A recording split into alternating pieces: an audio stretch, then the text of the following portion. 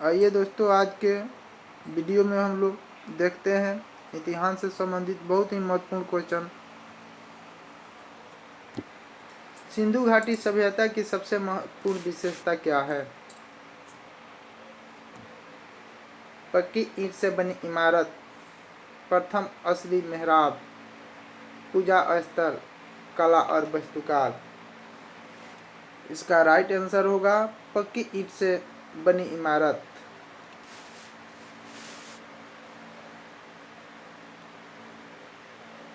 यहाँ पे सिंधु घाटी सभ्यता की सबसे महत्वपूर्ण विशेषता नगर निर्माण योजना था।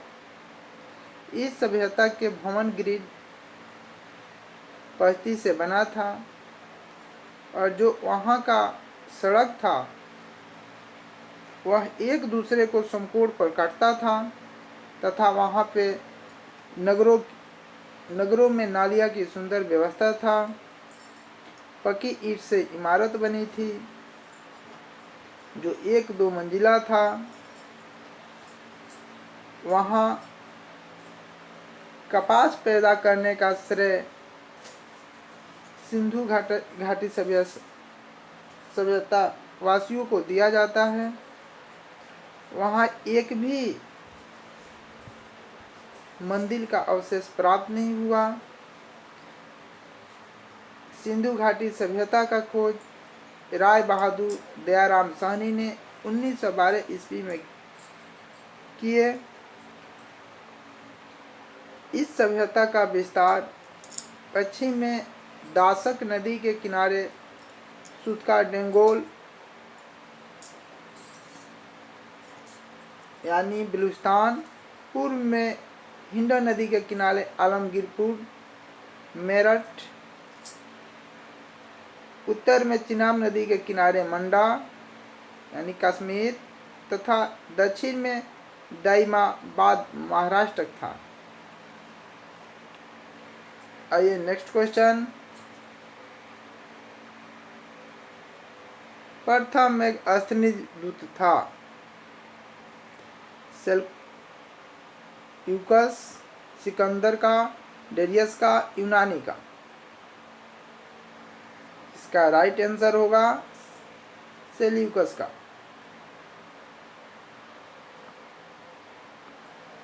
यह चंद्रगुप्त मौर्य के दरबार में आया था।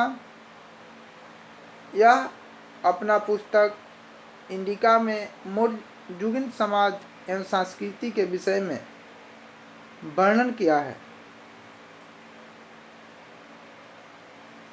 सिकंदर जब भारत आया था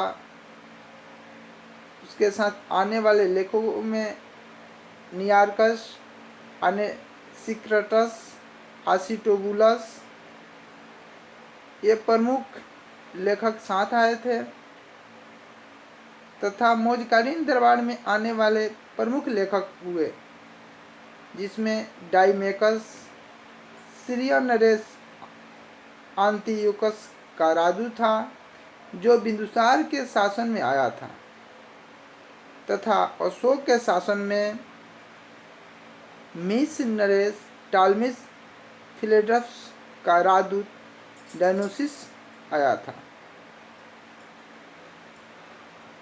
चंद्रगुप्त मौर्य तथा सेल्यूकस के वीर का वर्णन एफिनास ने किया।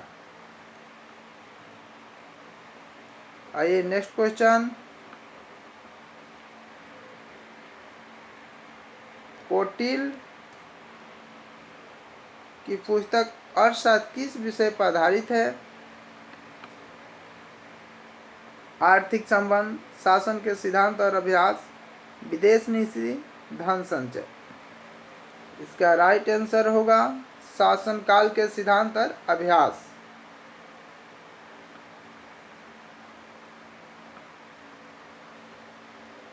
चंद्रगुप्त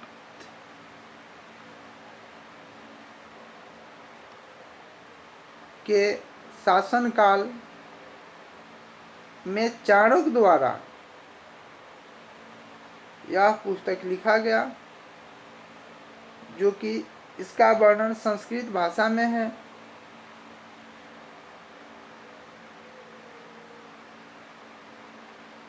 चंद्रगुप्त मौर्य के राज दरबार में उसके महामंत्री चाणक्य थे, जिन्होंने ही इस ग्रंथ का रचना की, जिसका मुख्य उद्देश्य था प्रशासन से संबंधित ग्रंथ यानी कि प्रशासन के दायित्वों का नियम कानून के बारे में इन्होंने वर्णन किया और इन्होंने बताया प्रजा के सुख में राजा का सुख निहित है, प्रजा के हित में ही उसे अपना हित दिखाना चाहिए। अर्थशास्त्र में चर जासूस को कहा गया है। आइए नेक्स्ट क्वेश्चन।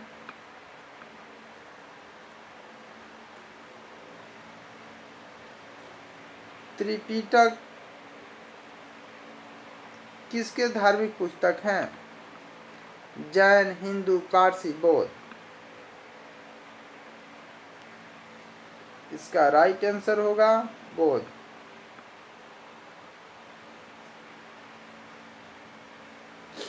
त्रिपिटक बौद्ध धर्म का प्रमुख ग्रंथ जिसे सभी बौद्ध संप्रदाय जैसे कि महायान,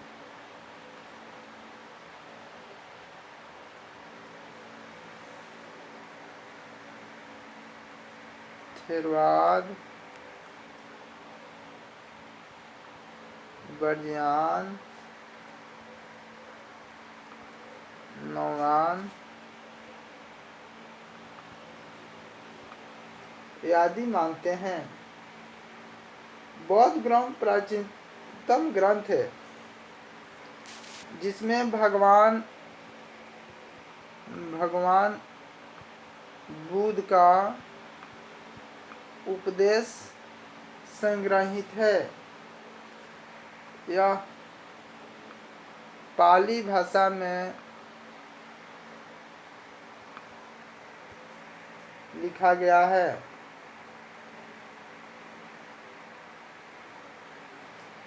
बौद्ध धर्म ईश्वर और आत्मा में विश्वास नहीं करता। बौद्ध धर्म वर्ण व्यवस्था की कटु आलोचना करता है। आइए नेक्स्ट क्वेश्चन।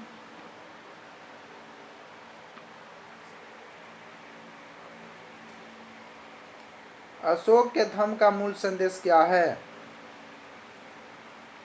राजा के प्रति वफादारी, शांति और अहिंसा, बड़ों का सम्मान, धार्मिक सहनशीलता। इसका राइट आंसर होगा उपरोक्त सभी।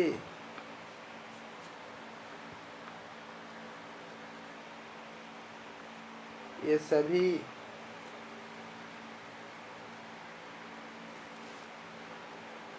अशोक इतिहास में विख्यात इसलिए हुआ कि उन्होंने हमेशा मानव के नैतिक उन्नति का प्रयास किया।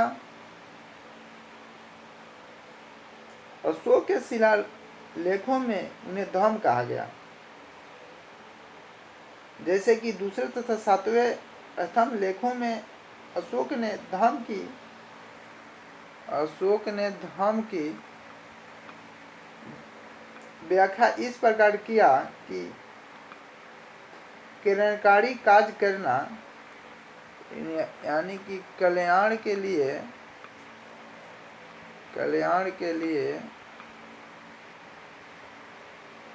कार्य करना, पाप रहित होना,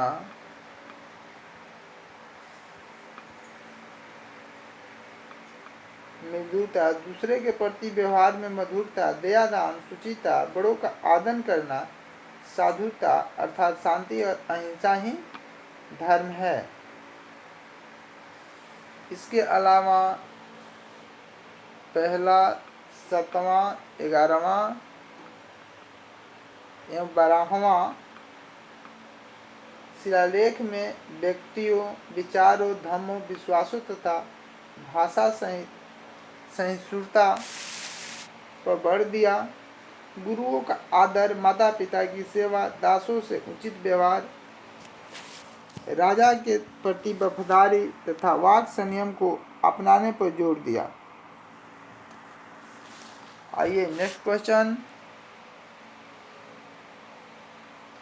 मौर्य समाज का 7 वर्गों में विभाजन का विशेष रूप से उल्लेख किया गया। कौटिल्य के अर्थशास्त्र में, अशोक के शिलालेख में,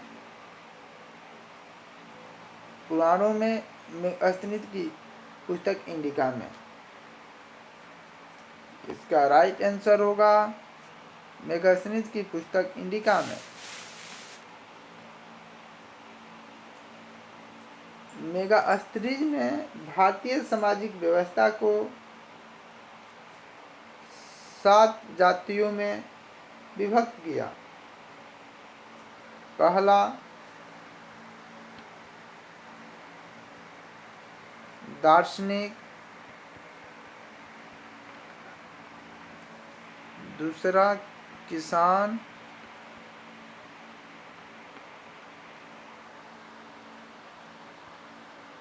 तीसरा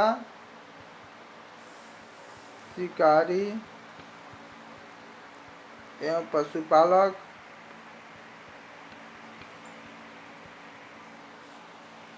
चौथा कारीगर, पांचवा सैनिक,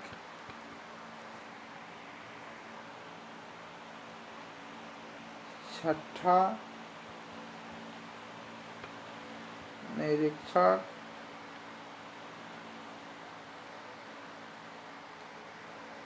तथा गुप्तचर,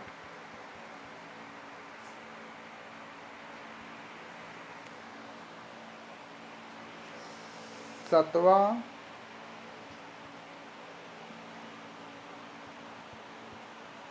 सभासद एवं अमात्य। इसमें सर्वाधिक संख्या किसान की थी।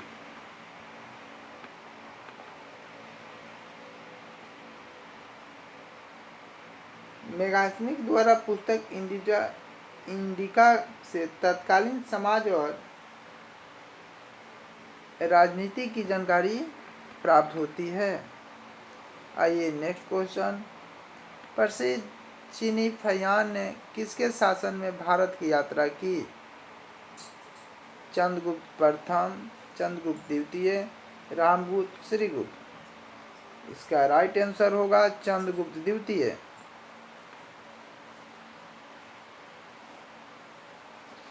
ये चंद्रगुप्त द्वितीय ने नालंदा विश्वविद्यालय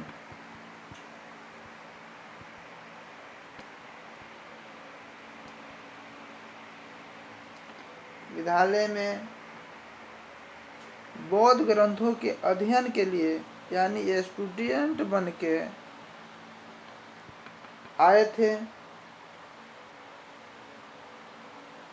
और उसने अपने यात्रा के दौरान भारत, श्रीलंका, नेपाल, जावा आदि देशों के यात्रा भी किए। जब भारत यात्रा पर आए थे उस समय भारत में गुप्त साम्राज्य था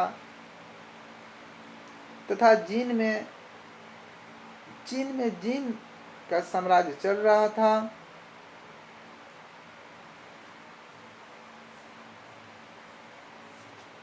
चंद्रगुप्त द्वितीय के दरबार में 9 रत्न थे, जैसे कालिदास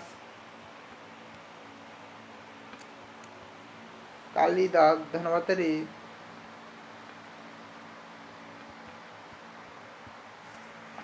वराहमिहिर,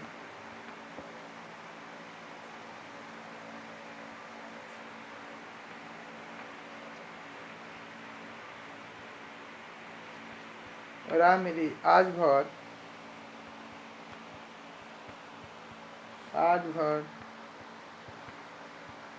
विशाख दत्त, शूद्रक, ब्रह्मगुप्त, भास्कराचार्य, अमर सिंह। आइए नेक्स्ट क्वेश्चन, चोल काल किसके लिए प्रसिद्ध था? ग्राम पंचायत, राजपूत राजवंश के साथ युद्ध, श्रीलंका के साथ व्यापार या तमिल संस्कृति की उन्नति? इसका राइट आंसर होगा ग्राम पंचायत।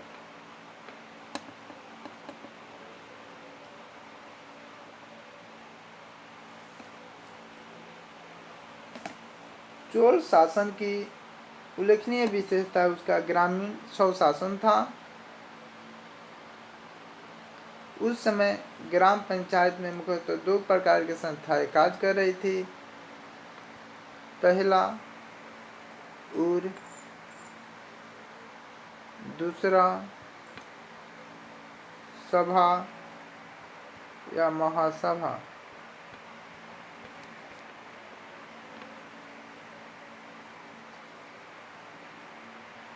उर जो था ये समान गांवों में कार्य करने वाला संस्था था, जिसमें सभी ग्रामवासी भाग लेते थे और सभा महासभा यह अग्रहार यानी कि ब्राह्मण को दान दिए गए गांवों में होती थी।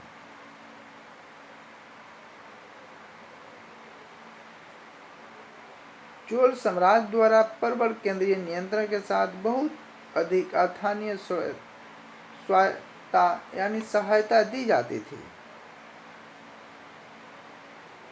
विद्यालय में इसकी स्थापना किया गया था। चोल शासक राजराज प्रथम ने श्रीलंका व मालदीव में भी विजय अभियान किया तथा उसके पुत्र राजेंद्र प्रथम ने संपूर्ण श्रीलंका को जीत लिया तथा उसने गंगा अभियान के पश्चात गनगेकोड चोलुपुरम नामक नगर की स्थापना किया। आइए नेक्स्ट क्वेश्चन, दक्षिण भारत के मंदिरों के आकर्षक द्वार क्या कहलाते हैं? शिखर, गोपुर, देवालय, मंडल? इसका राइट आंसर होगा गोपुरम। दक्षिण भारत में मंदिरें द्रविड़ शैली में पाए जाते हैं।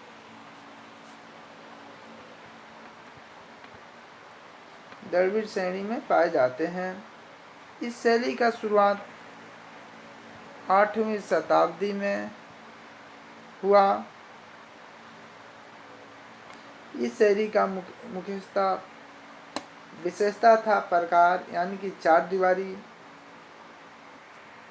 प्राकार को चार दीवारी कहा जाता था। गोपुरम आकर्षक प्रवेश द्वार, वर्गाकार या अष्टकोणीय गर्भगृह को रथ कहा जाता था। पिरामिड नुमा शिखर तथा अष्टकोणीय मंदिर संरचनाएं उस समय शामिल थी। पल्लवों ने द्रविड़ श्रेणी को जन्म दिया। आइए नेक्स्ट क्वेश्चन, विजयनगर साम्राज्य का अवशेष कहाँ मिलता है? बीजापुर, गोलकुंडा, हम्पी, बड़ौदा? इसका राइट आंसर होगा हम्पी।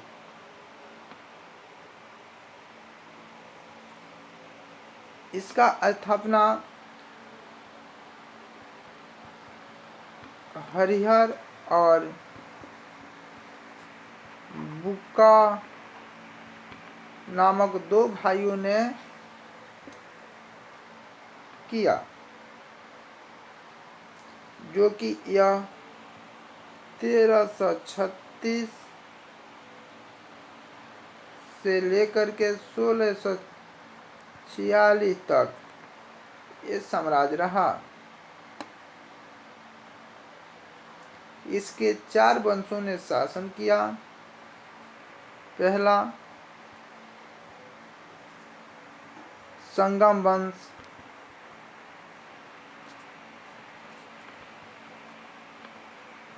दूसरा शालुक वंश, तीसरा तुरु वंश, चौथा अरविंदु वंश। और इसमें सबसे लंबा शासन संगम वंश ने किया तथा सबसे कम शासन शालू वंश ने किया।